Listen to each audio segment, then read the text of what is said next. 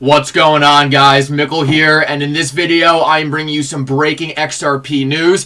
Guys, did David Schwartz just confirm that a settlement is right around the corner? In this video, I'm going to get into that, but more importantly, I'm going to get into why we are closer than ever to a settlement in the Ripple SEC case. The SEC has dug themselves into a massive hole because of a bunch of lies they've told recently, dating back to 2018. I'm going to present to you guys proof that the SEC is lying in this Ripple SEC case, and they are not going to be able to get out of this. Ripple is going to be victorious, and we will have clarity for XRP. Guys, make sure you watch this video to the end. I'm going to present you with some crazy facts. If you're new to this channel, make sure you like this video down below and subscribe to my channel, and let's jump right into it.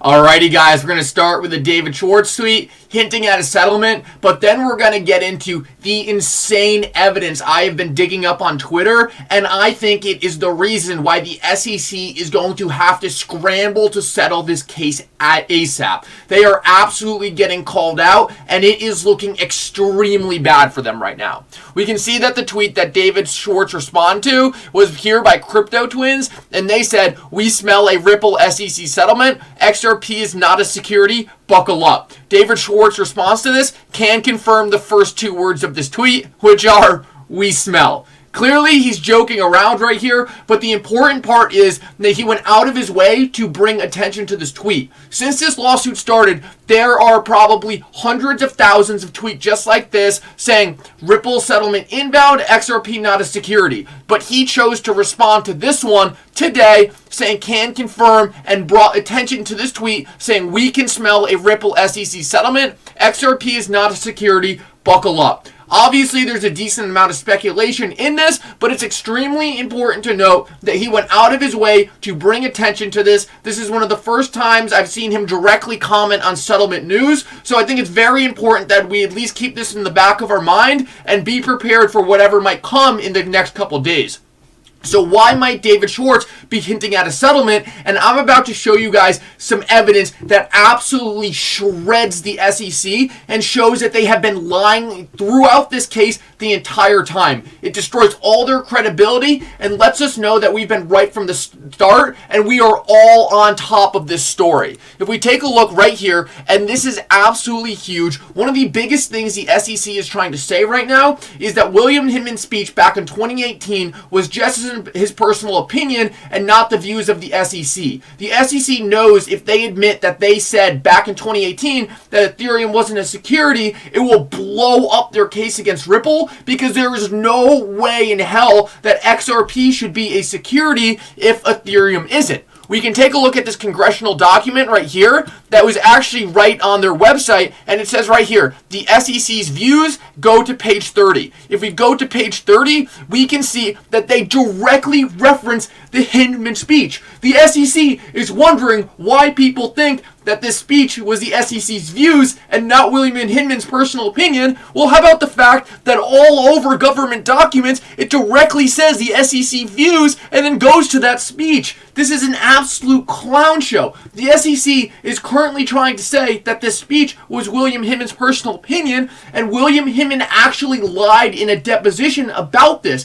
This is a federal law he broke and is essentially trying to get this the SEC out of this mess that they created.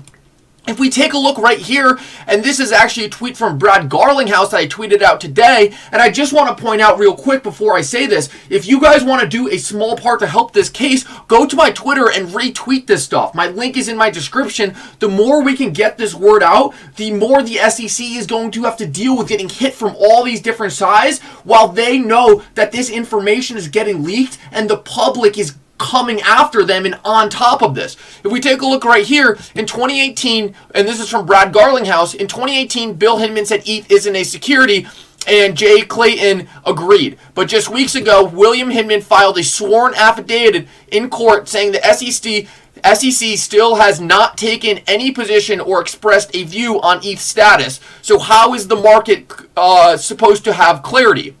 if we take a look at this speech right here from William Hinman, we can see that he directly contradicts what he said in his sworn affidavit. In the affidavit, he said the SEC has never taken a position on Ethereum, and just wait until you hear what he says in this video.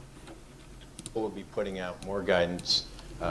The idea is a plain English instrument that people can look at, and it will bring together sort of my Howie meets Gary speech and that analysis, the Howie and Gary Plastics case analysis, and it will elaborate on that in a very plain English way. So, do I think I have a security offering?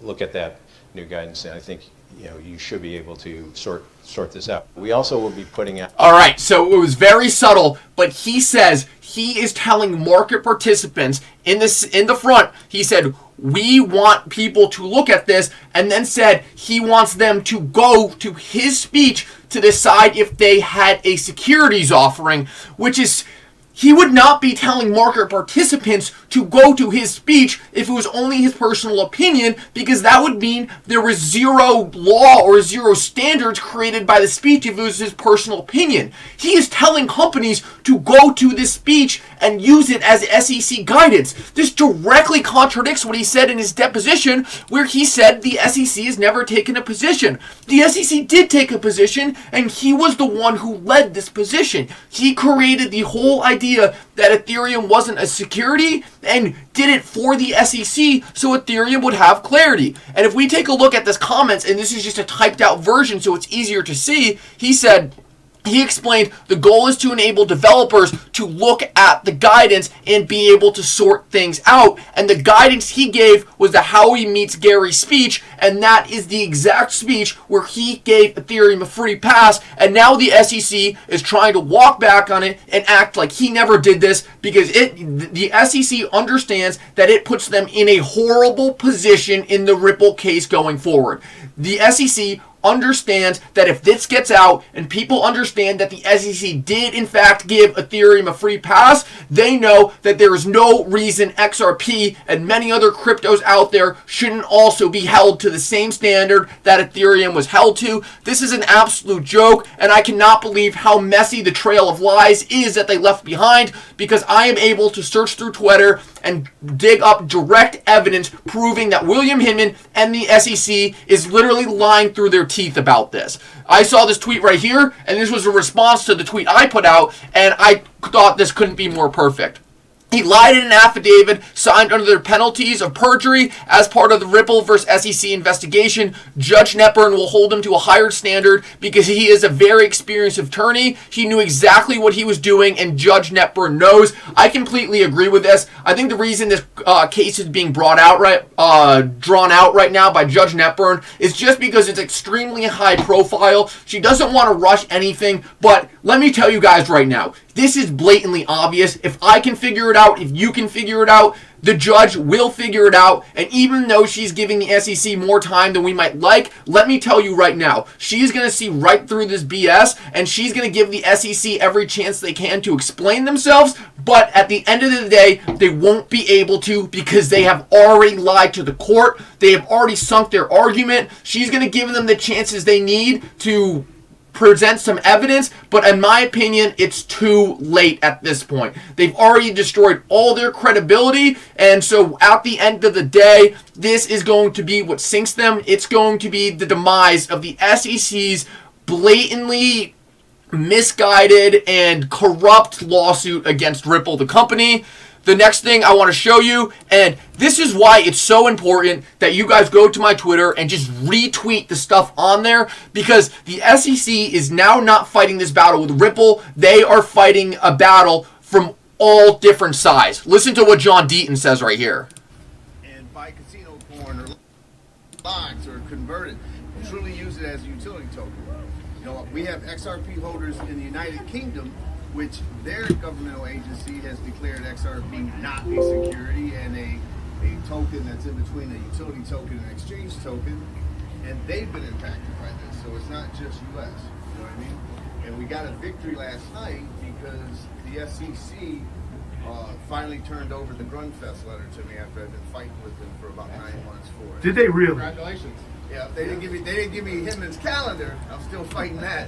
So as we can see, John Deaton is counter-flanking the SEC, snagging documents from them. He already got the Grunfest letter in which a former SEC official begged Jay Clayton not to file this lawsuit because he knew it had no merit. It literally shows that multiple members at the SEC alone, not even from other agencies, which we know is happening, not even from other CEOs, which we know is happening, but people at the own agency were telling the SEC that this lawsuit makes no sense, and now John Deaton has that letter. And if you heard at the end, he also says now he's trying to get William Hinman's calendar, his public calendar. If he gets that, I think it's going to directly show various meetings with William Hinman on why he decided to make this speech, and maybe why he wanted to give Ethereum clarity back in the day, and it would make sense now that the SEC, if there was some, let's say, interesting meetings between William Hinman, it would make sense why the SEC was trying to walk back on it, because they might have not wanted William Hinman to make this speech. He might have done this on his own accord.